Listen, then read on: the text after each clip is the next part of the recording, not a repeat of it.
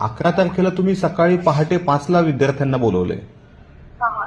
हा, आणि मग तुम्ही हॉल तिकीट जर अजून 3-4 दिवसात टाकणार आहेत तर आमच्या गोंदियाच्या आणि गडचिरोलीच्या विद्यार्थ्यांना आदिवासी भागातलं नियोजन कसं करायचं सांगता का? एक मिनिट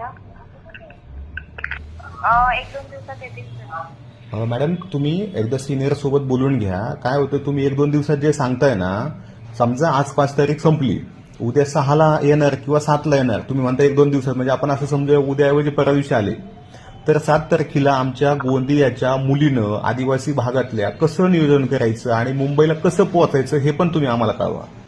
एक मिनिट हा.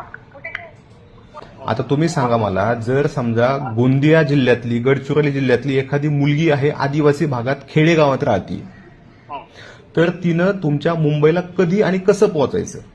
कारण आम्ही आहे ना डाटा महाआयटी वाल्यांना दिलेला आहे. ओके. महाआयटी वाले ते जनरेट करून मुलांच्या लॉग इन आयडी मध्ये ते डायरेक्ट टाकतात. असं आहे. ठीक आहे. पण सर हॉल तिकीटच्या इश्यू मध्ये हा. बघायला गेलं ना, आम्ही फक्त डाटा त्यांना देतो. सर, पण ते तुमचा जो आहे ना अंतर्गत विषय, त्यानं आमच्या सर विद्यार्थ्यांचं नुकसान होतं.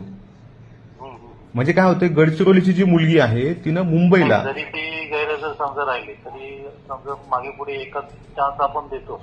जरी एक दिवस जरी पण ते कन्फर्म मिळणार आहे का? कारण काय होतं सर, अनेकदा तो मिळत नाही, सांगितलं जातं पण मिळाला नाही. मागच्या वर्षी आम्ही चांगलं लक्ष ठेवून होतो. हा, तर त्याच्याबद्दल मागच्या वर्षीच बोलाल तर आम्ही नाही, मुंबईला मिळालं हो, पण बाकीच्या ठिकाणी तर आम्ही मुंबईतच बोलतोय. हो. सर, तसं कन्फर्म थोडं मिळालं असतं ना तर मुलांना सर रिझर्वेशन करावं लागतं, ट्रेन असते किंवा ट्रॅव्हल्स असतात,